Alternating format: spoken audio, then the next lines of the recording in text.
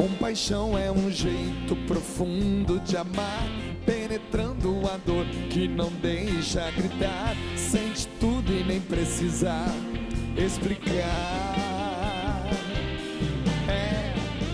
Existe alguém que me conhece muito bem, me ouviu quando então falei sozinho. Na solidão aquela lágrima enxugou.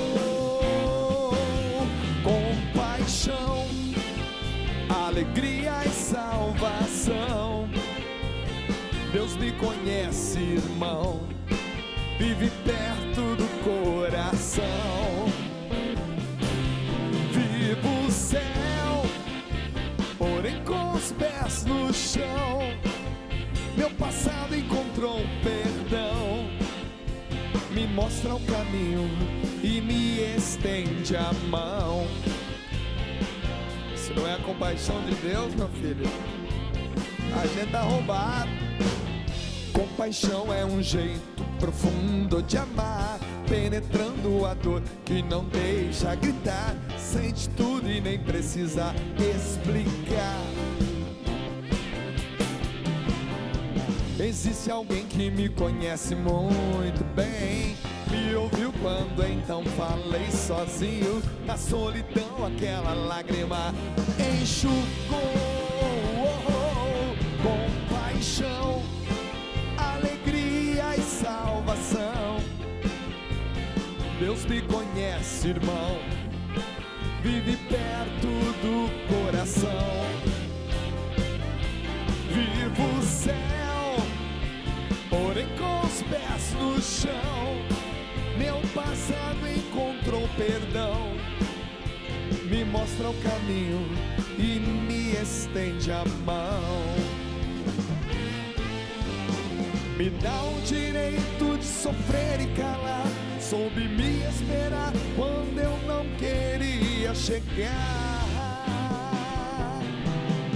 Soube interpretar quando eu não sabia o que falar.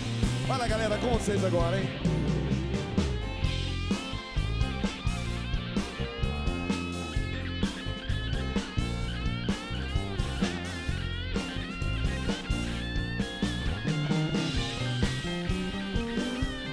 Vivo o céu, porém com os pés no chão.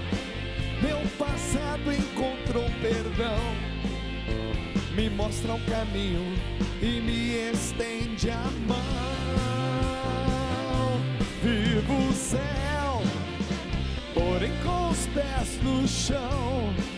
Meu passado encontrou perdão, me mostra o caminho e me estende a mão.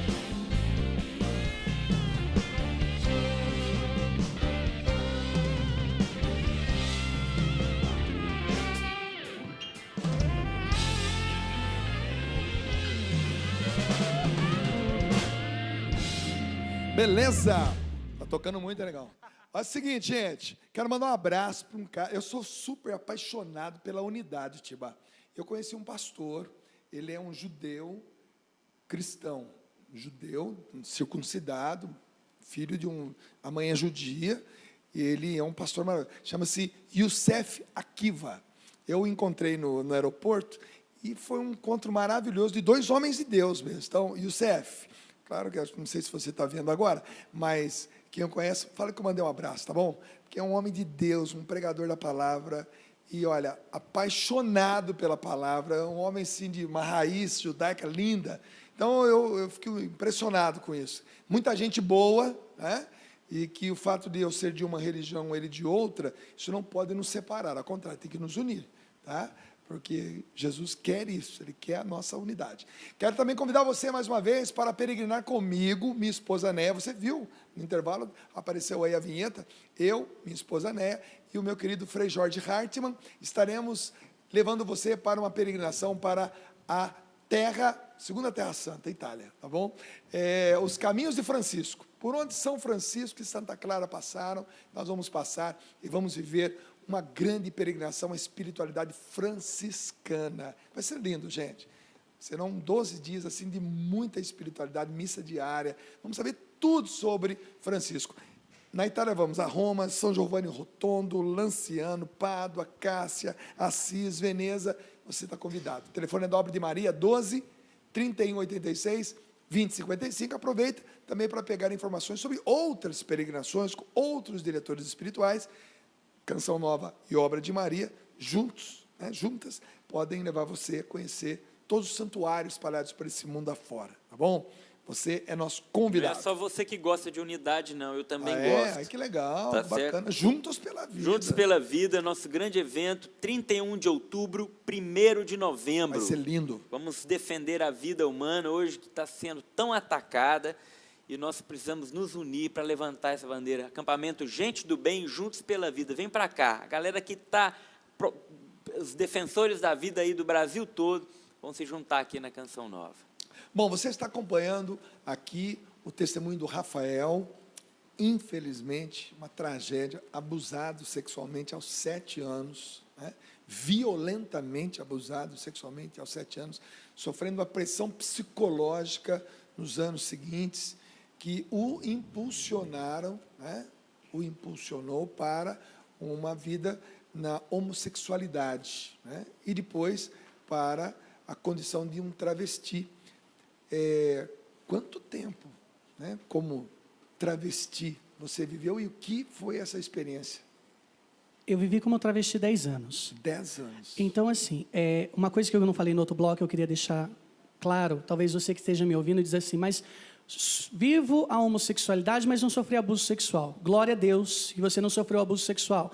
Mas outros fatores determinantes, talvez na educação, que faltou na educação, talvez tenha te levado a criar não uma consciência direta, mas o seu subconsciente para que você chegasse hoje a ter uma prática ou a tendência.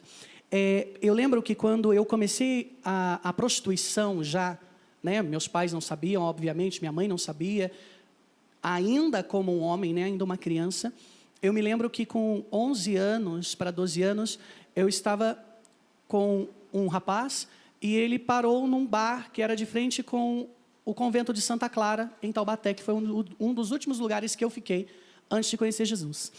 E ele me levou para dentro desse bar, então foi quando eu tive a visão do mundo homossexual, que hoje pintam como a perfeita cartilha para que você aprenda tudo. Como se fosse a verdadeira liberdade, tudo tal. E ali eu vi muitas coisas, eu vi pessoas dançando, eu vi pessoas bebendo, eu vi pessoas se divertindo, vi pessoas transando, porque é isso que uma boate homossexual tem a oferecer para nós nos dias de hoje. E pasmem, Dunga que está aqui, não sei se já ouviu falar isso, o Tiba, não sei se já ouviu falar, mas as pessoas que têm essas boates, que favorecem o movimento homossexual, acabam que ofertando, então, para aqueles que vão à busca nessas casas por diversão, entre aspas, a bebida ou a alegria, eles oferecem, então, quartos onde se podem ter relações grupais. Um quarto escuro onde você não sabe quem está ali, com quem você está, apenas para a promoção do sexo. E quando eu entrei nesse local, nas ruas eu vi mulheres, que depois eu fui descobrir que eram travestis, e quando eu entrei, eu dei de frente com uma travesti, e eu olhei e falei assim, nossa, que moça bonita, porque para mim, na minha visão, era uma moça. E o rapaz que estava comigo falou assim, não é moça, é homem. Eu falei assim, nossa, mas um homem? Como que um homem se veste de mulher? E eu falei assim, mas o que eles estão fazendo ali? Você tinha quantos anos? Eu estava de 11 para 12 anos. Criança. E eu olhei assim, eu falei, mas o que eles estão fazendo ali? Aí, a pessoa me disse que estava comigo e disse assim, eles fazem programa. Aí, na hora, eu parei e falei assim, mas se eles fazem o que eu faço e ganham, por que eu vou continuar fazendo isso de graça? Se eu estou me humilhando da forma que eu estou, se eu estou sofrendo, porque para mim não era nenhum motivo de alegria estar na condição que eu estava, falei, então, o que está acontecendo? E nesse momento, esse rapaz foi ao banheiro, e a travesti veio ao meu encontro, e ela olhou para mim e ela disse, nossa, você é muito bonito. Você daria uma mulher perfeita, e se você quiser, amanhã você está nas ruas. E foi a hora que eu parei, eu falei assim, nossa, mas eles ganham e eu não, e eu topei. Então, é algo que precisa também ficar claro para nós, você que nos acompanha, você que está me ouvindo, está acompanhando o programa, que a homossexualidade, ela não é definida ou pelo abuso sexual, ou só pela pressão psicológica, mas ela é definida pela decisão. Então, se tem algo certo que o movimento homossexual fez, foi colocar opção sexual. É uma decisão. Mesmo que como criança, indo atrás dessas pessoas, me deixando levar, mesmo que indiretamente, eu decidi estar naquela condição. No abuso, não decidi, fui levado. Mas nas outras situações, eu decidi. Então, houve consentimento, mesmo que indireto, da minha parte. Né? Então, onde as pessoas elas dizem que elas querem tirar a culpa de si. Né? O Tiba dizia, né, que sou um milagre. E eu costumo dizer por onde eu passo, eu digo, eu não sou um milagre. Eu sou fruto de um arrependimento. Eu entendi que o que eu vivia era um pecado. E eu precisava de arrependimento. Você entendeu que aquela decisão...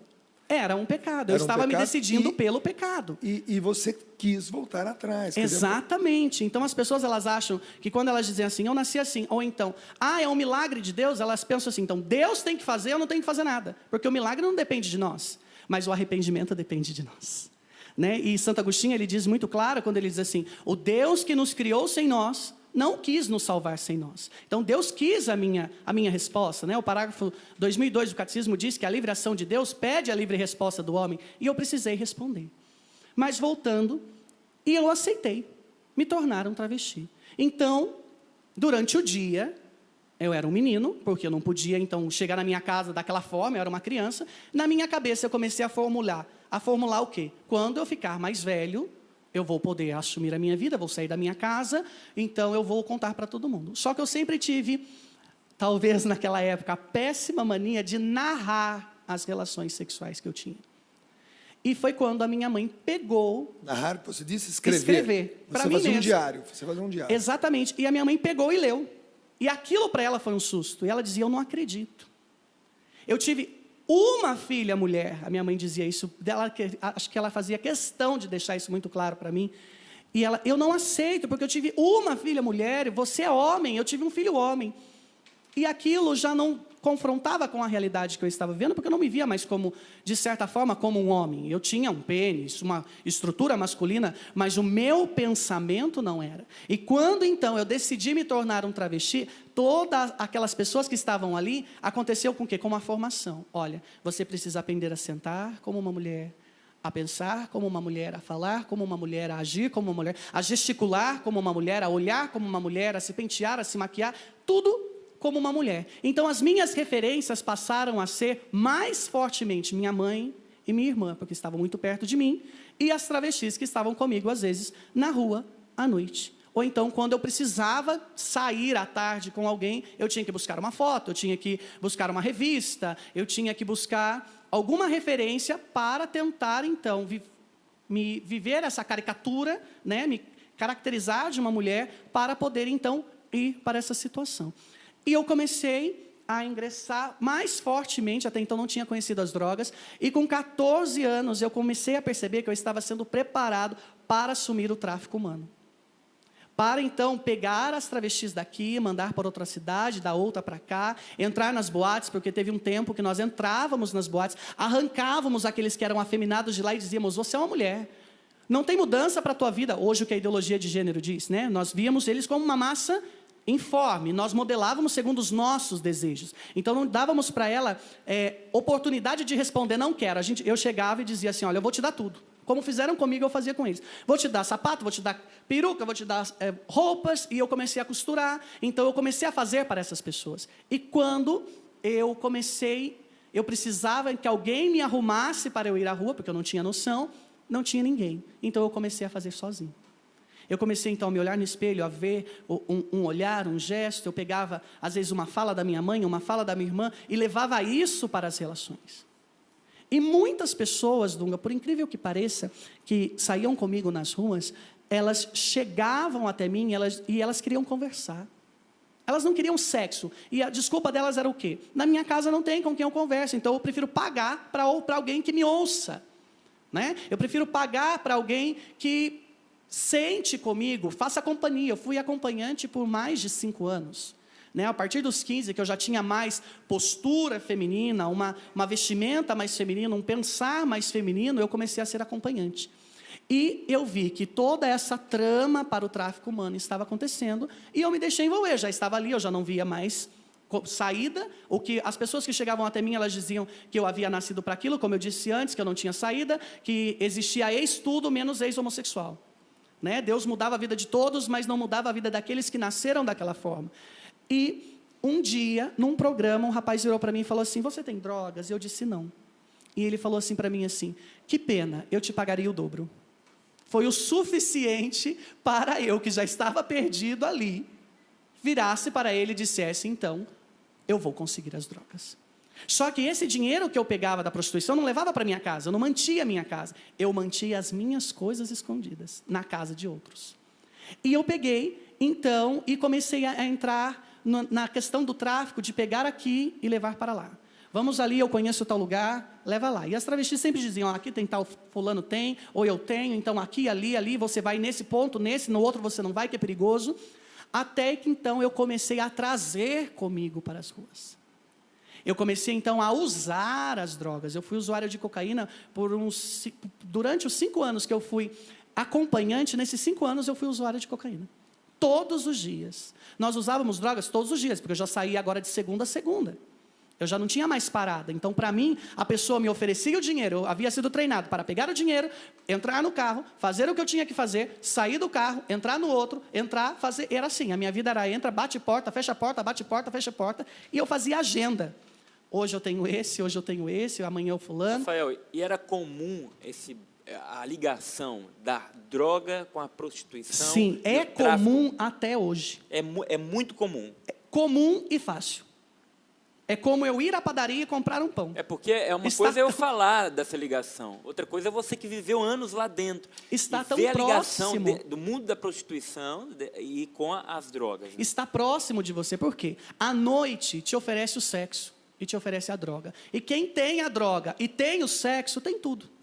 Agora, Rafael, quem está em casa, volto a dizer, está respirando fundo, mas o programa tem que acabar à meia-noite. Então, a gente precisa saber qual foi aquele momento, Rafael. Você falou do carnaval.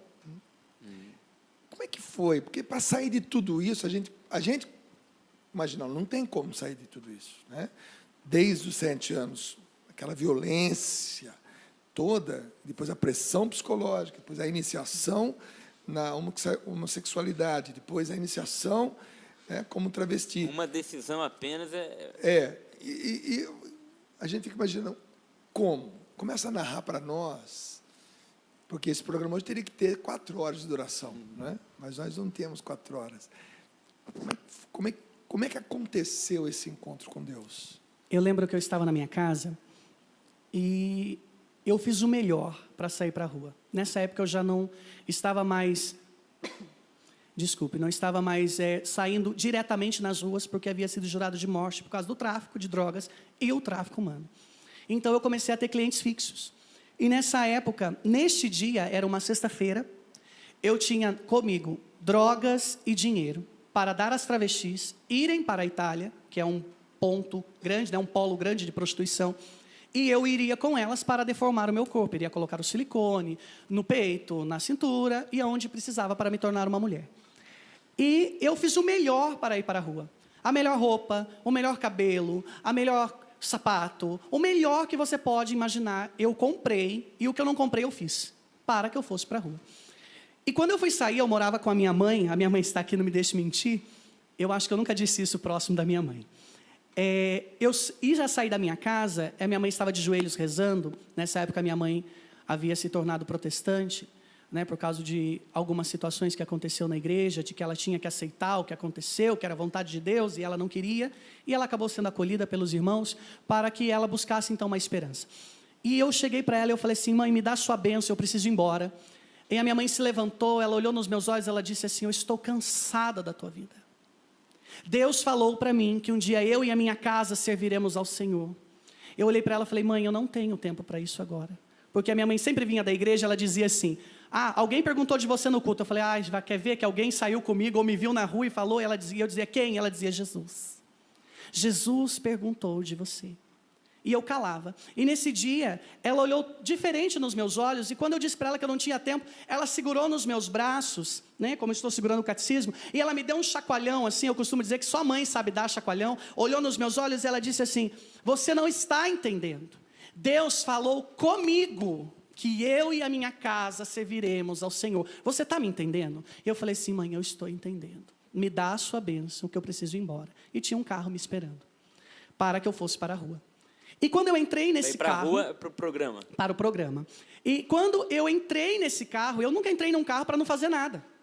E esse rapaz não queria nada. E eu falei assim, pensei já comigo, alguma coisa estranha está acontecendo, eu com dinheiro, com as coisas na bolsa, desci na esquina, no convento de Santa Clara, e quando o convento ficava no meio de uma avenida, né? No lado direito estava o convento, eu estava do esquerdo, e ficávamos em 15 travestis, e a maioria delas, quem tinha colocado na rua era eu. E quando todas começaram a sair e eu fiquei sozinho na rua, eu falei, meu Deus, eu vou morrer. Alguma coisa vai acontecer. E eu dizia assim, poxa, todas estão saindo. Com quem eu saí não quis nada comigo, eu não fiz um centavo. Eu não posso ficar sem dinheiro. Aí parou um carro no lado do convento de Santa Clara. Eu costumo dizer que Jesus pagou o meu último programa, porque eu não lembro quem era, a fisionomia, nada, nome. E uma travesti muito escura entrou, foi para a direção do carro, colocou a cabeça dentro do carro, tirou rapidinho e deu um grito bem alto, falou assim, loira, e eu era loiro na época, ele dizia assim, ele disse que quer você, e se não for você, ele não quer outra. A noite é com ele. Eu falei, com ele? Mas eu não saio com ninguém da rua. Eu estou jurado de morte, vai acontecer alguma coisa comigo, e daí na hora, a pressão na minha cabeça, mas ao mesmo tempo vinha, você não fez um real. Você que colocou todas na rua, você vai ficar por baixo, rebaixado e tal, e eu falei, não, eu vou. Nessa época, já andava armado, com giletes debaixo das unhas, debaixo do cabelo, na boca, se precisasse cuspir, precisasse morder, era aquele velho ditado, que tiver que chore a mãe dele, não a minha. Então, na noite, ou era matar, ou era morrer. E eu fui. E quando eu coloquei a cabeça dentro do carro, ele virou para mim e disse assim, quanto é? E eu disse, é R$50. E ele falou assim, então entra. E eu entrei, sentei, como eu estou aqui. Ele tirou o dinheiro, me deu o dinheiro, eu peguei o dinheiro, guardei na bolsa, que estava comigo. Ele olhou nos meus olhos e disse exatamente assim, volta, aqui não é o seu lugar. Você sabe quem mandou dizer isso para você. E naquele momento eu parei. Eu falei assim, que situação estranha. E desci do carro. Parecia que eu tinha saído do corpo, assim, sabe? Não via mais nada. Só a voz soava no meu ouvido, volta, aqui não é o teu lugar, você sabe quem mandou dizer isso para você. E eu desci. Parei na esquina e a rua ficou morta. Eu falei, Deus, vai sair alguém do buraco da árvore, vai me dar um tiro, vai acontecer alguma coisa comigo, e eu preciso ir embora. E eu falei assim, eu vou chamar uma mototáxi. E eu fiquei olhando para o morro, e o carro não estava mais ali. E se você, eu costumo dizer isso até a minha esposa, se você me perguntar qual era a placa dos carros que eu saí, eu sei dizer até hoje, eu tenho uma memória muito boa. Nomes, cor de carro, tudo. E esse eu não sabia dizer. Chamei a mototáxi, fui para a casa da minha mãe. Cheguei na porta da minha mãe, fui tirar o dinheiro da bolsa para pagar, cadê o dinheiro? Não tinha dinheiro. Eu entrei em desespero. Falei, o dinheiro que eu acabei de guardar, como o catecismo está aqui do meu lado, não estava aqui. E eu falei para ele, eu falei assim, olha moço, espera, eu vou entrar para pegar o dinheiro para te pagar. Ele disse, não precisa pagar, volta. Lá não era o seu lugar, você sabe quem mandou dizer isso para você. E eu falei assim, o quê? Abrindo a porta assim, né, o meu portão, e eu dizia, vocês estão malucos? Eu bati na porta da minha mãe, isso era 5 para a meia-noite, eu havia saído 11 horas. Né, às 23 horas, e eu bati na porta, e a minha mãe se levantou, abriu a porta, e ela dizia, ué, você não ia viajar, você não tinha que sair, não tinha compromisso, e eu falei, mãe, umas pessoas estranhas passaram na rua, começaram a falar umas coisas que eu não conseguia entender, aí a minha mãe olhou, e eu creio, até hoje eu digo, eu creio que ela estava olhando para o céu, ela olhou para o teto, e deu uma risada, ela dizia, volta, lá não era o seu lugar, você sabe quem mandou dizer isso para você. Nessa hora nós caímos de joelho, Dunga, choramos a madrugada toda. E eu dizia para minha mãe, mãe, eu não quero mais saber das ruas. Eu estou cansado, eu não quero mais saber de nada, eu quero dar fim nas coisas. E eu e minha mãe fizemos então uma fogueira santa. Juntamos muitas roupas, colocamos fogo num terreno baldio que tinha no fundo da nossa rua. E eu dizia para mim, e eu falei para minha mãe, não quero mais, a partir de hoje eu quero romper com isso, eu estou sofrendo muito, eu estou sofrendo com as drogas, eu estou sofrendo com essas situações, eu não quero mais, não aguento mais sair para a rua. E a minha mãe, ela olhou para mim e ela falou, tudo bem. Vamos para a igreja comigo? Eu dizia, mãe, eu não quero ser evangélico. Eu quero ser católico. Se eu tiver que ir para a igreja, eu quero voltar para a igreja onde eu ficava de joelhos diante do Santíssimo, que eu não sabia que era, porque eu sei que lá é o meu lugar. E a minha mãe, ainda no protestantismo, ela dizia, pois então eu vou te levar para a igreja católica. E no outro dia, no sábado, que era então para eu estar viajando, estava acontecendo um rebanhão de carnaval. E quando eu entrei na igreja de Santo Agostinho, né, no bairro do Secap, a minha mãe mora lá até hoje, eu dei de frente com Jesus Eucarístico. Enquanto você fala, eu vou pedir para que sua mãe e a sua esposa venham e fiquem aqui atrás de você, né? Porque essa mãe aí, eu vou dizer para você, eu já vi muitas mães, muitas esposas, né? Mas essa mãe aí, olha, a senhora vai rezar por muita gente a partir de hoje, viu? Porque... Mas continua, querido, vai lá. E ela dizia assim, você fique então aí, já que aí é o seu lugar. Você quer ser católico? Fique aí. Dei de frente com Jesus Eucarístico. E eu comecei a me recordar, então, na minha infância, nas vezes que eu estava na igreja, Jesus era exposto. E ali eu comecei a chorar, e veio toda a minha vida, veio toda a minha história. Eu saí daquela situação, fui para minha casa, eu cheguei no rebanhão, e eu ouvia de algumas pessoas assim, o seu lugar não é aqui. Porque na madrugada eu raspei a cabeça. Eu arranquei o cabelo, eu não tinha mais sobrancelha na época, que era melhor para me maquiar, então eu raspei a cabeça e eu fui careca, parecia uma pessoa com câncer, magro, e eu dizia, não, eu vou ficar, e as pessoas diziam, não, o seu lugar não é aqui, a igreja não é para você, e quanto mais elas diziam, a igreja não era para mim, mais vontade de ficar ali eu estava, porque éramos no bairro, estávamos em 3 travestis, e nós comandávamos o tráfico no bairro, então as pessoas tinham medo de nós. E eu falei para elas, não, eu vou ficar. E fiquei, cheguei na minha casa, peguei a minha mãe. Eu me lembro, a gente colocou um colchão. E eu comecei a pedir perdão para minha mãe de tudo que eu havia feito. Das vezes que eu saía da minha casa, minha mãe estava chorando. Das vezes que eu saía da minha casa, minha mãe estava conversando com alguém. E eu atropelava a visita, porque eu tinha que sair. E a minha mãe dizia, não, você não precisa pedir perdão. Não, você não, eu que tenho que te pedir perdão. Não soube acolher você.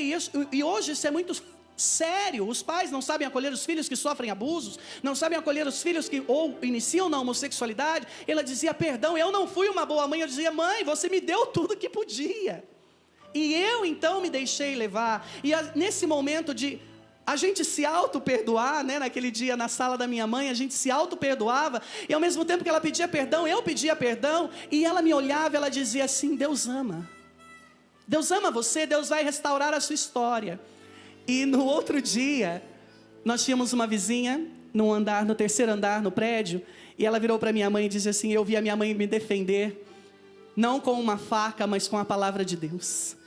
A vizinha chegou e disse assim, nossa, eu gostava tanto do teu filho como ele era antes, alegre, divertido, ele dava risada, ele contava piada, mas hoje eu não gosto dele porque ele só fala da palavra de Deus. E a minha mãe olhou nos olhos dela e disse assim para mim, filho, vem aqui. Olhou para ela e disse, o filho que você gostava era o filho que o diabo queria me empurrar goela abaixo. O que você não gosta é o filho que Deus me deu. Aceite o filho que Deus me deu. E a minha mãe ali, ela chorava e eu dizia, mãe, vamos para a igreja. E a minha mãe foi ao culto, nesse mesmo dia, e o pastor pregou que nós precisávamos ser carismáticos. E a minha mãe chegou em casa falando, Rafael, o pastor disse que temos que ser carismáticos. Iniciei no grupo, e ela falou, o que é ser carismático? Eu falei, mãe, ser carismático é ser que nem eu. Buscar a igreja, ler a palavra de Deus, jejuar, renunciar, e isso veio muito forte no meu coração. E ela dizia assim, não, vou perguntar ao pastor. E ela foi, o pastor morava de frente com a gente, porta a porta, e ele falou, não, isso é coisa de católico. Jamais eu ia pregar no meu culto, né, mãe? Jamais eu ia pregar no meu culto, que eu tinha que ser carismático, eu tinha que ser católico. Eu prego que a gente tem que ser protestante. E ela falou assim, não, o senhor falou que tinha que ser carismático. E ela falou assim, ele falou, não. E ela pegou e falou assim, então a partir de hoje, eu vou ser carismática, eu vou seguir o meu filho na igreja onde Deus libertou a vida do meu filho. Não que na sua não haja libertações, mas aonde Deus libertou o meu filho é onde eu quero estar. E nós começamos a caminhar. Caminhamos, e eu sentia no meu coração que eu tinha que dar a minha vida a Jesus. Não sabia como, de que forma. Daí comecei a trabalhar na Volkswagen. Entrei na Volks daquele jeito, ainda com vestígios de travesti, então fiz um furdunço na fábrica, de homem que vinha para cá, e homem que queria brincar, e comecei a voltar ao passado, e rompeu o meu contrato. E no que rompeu o meu contrato, eu me peguei tão firme com Deus, mas tão firme, eu vivi uma vida realmente de renúncia, de jejum, de mortificação, de amor a Deus, de adesão à palavra, de adesão à doutrina. Né? Eu costumo dizer, eu sou fruto da doutrina católica. Uma coisa que me marcou é o que o quarto conselheiro do Papa, o cardeal Sará, ele disse: a pastoral acolhe, mas a doutrina cura, a doutrina liberta. E eu dizia para minha mãe: não, mãe, eu tenho que ler, eu tenho que saber o que a igreja pensa, porque todo mundo me manda sair, mas eu quero ficar. E eu tive um convite, então, de ir para a Toca de Assis, na Casa de Assis, em São Paulo.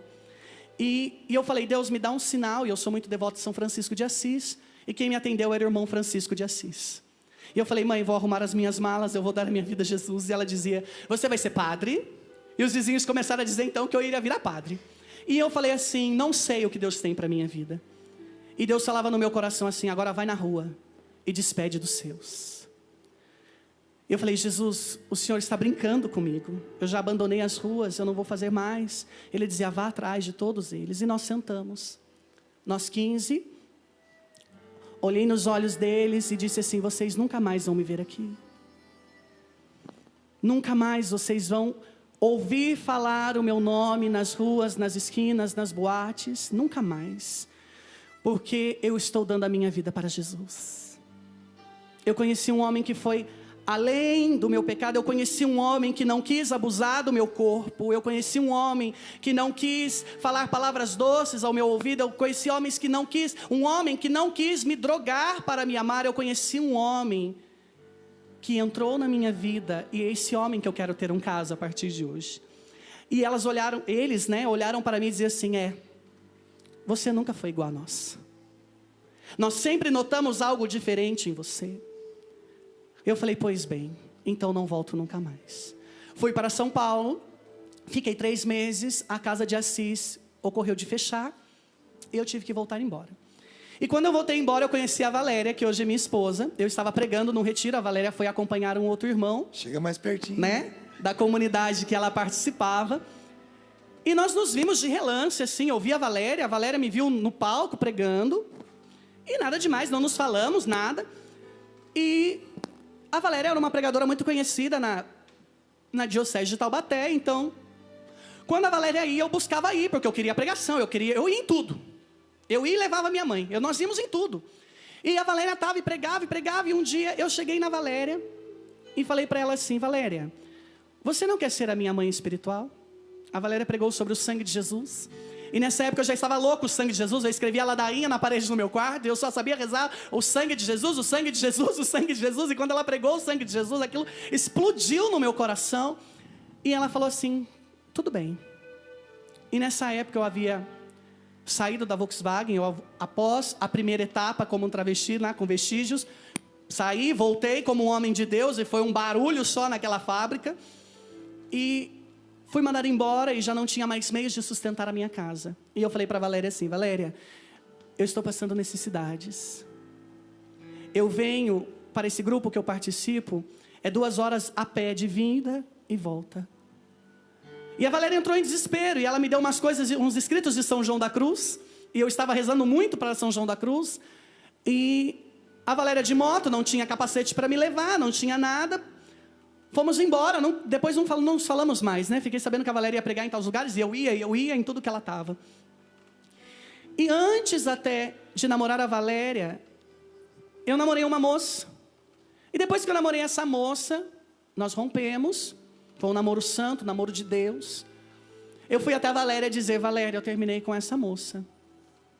Né? Não tenho mais, porque eu vi que eu podia estar ainda no mundo, vivendo ainda essa situação. Eu falei: eu não queria mais.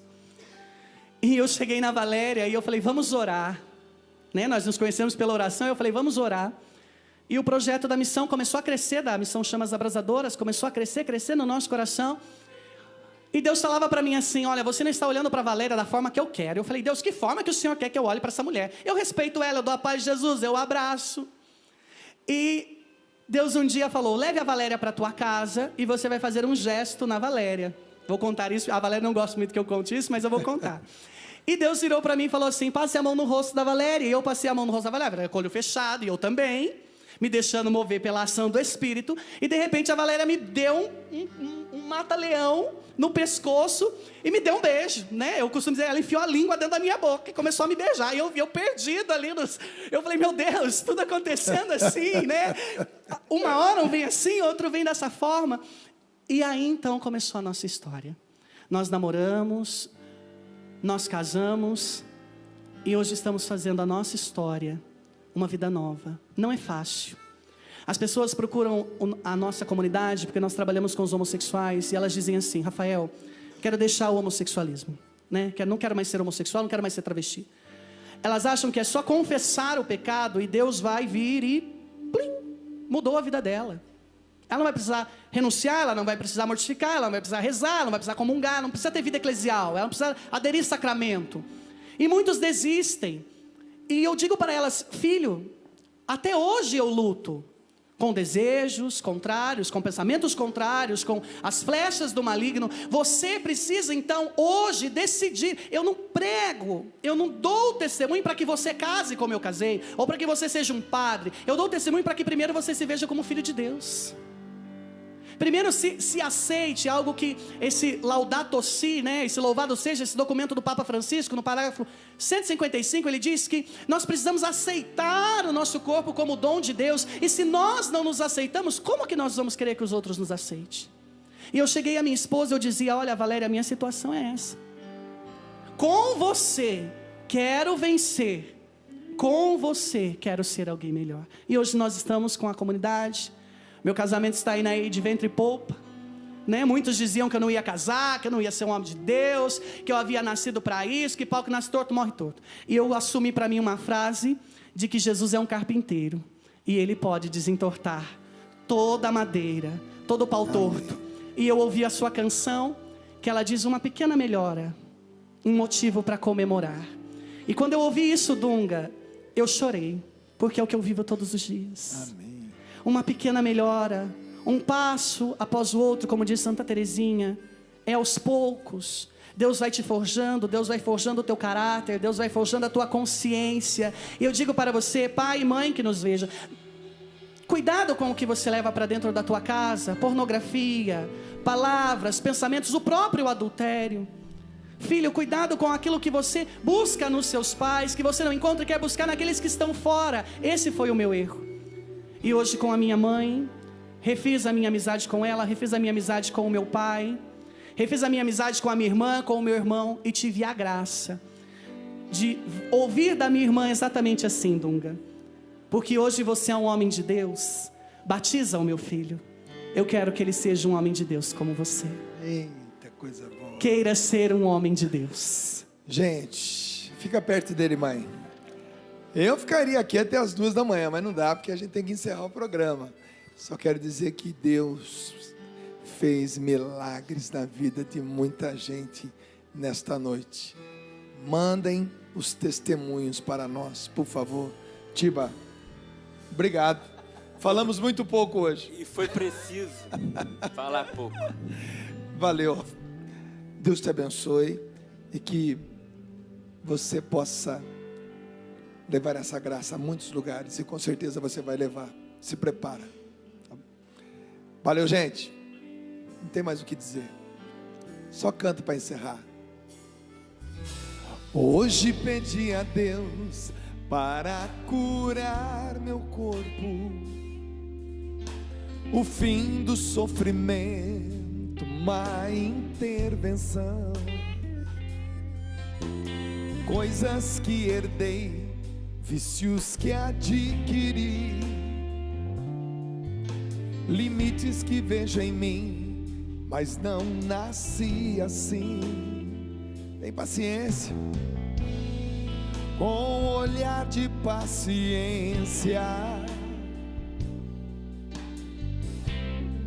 ver o fim da doença. Uma pequena melhora, um motivo para comemorar, uma ferida menos para poder voltar a sonhar. Sei que uma alma curada socorre uma carne cansada. Uma pequena melhora, um motivo para comemorar, uma uma ferida menos pra poder voltar a sonhar. Sei que uma alma curada socorre uma carne cansada e alivia o coração.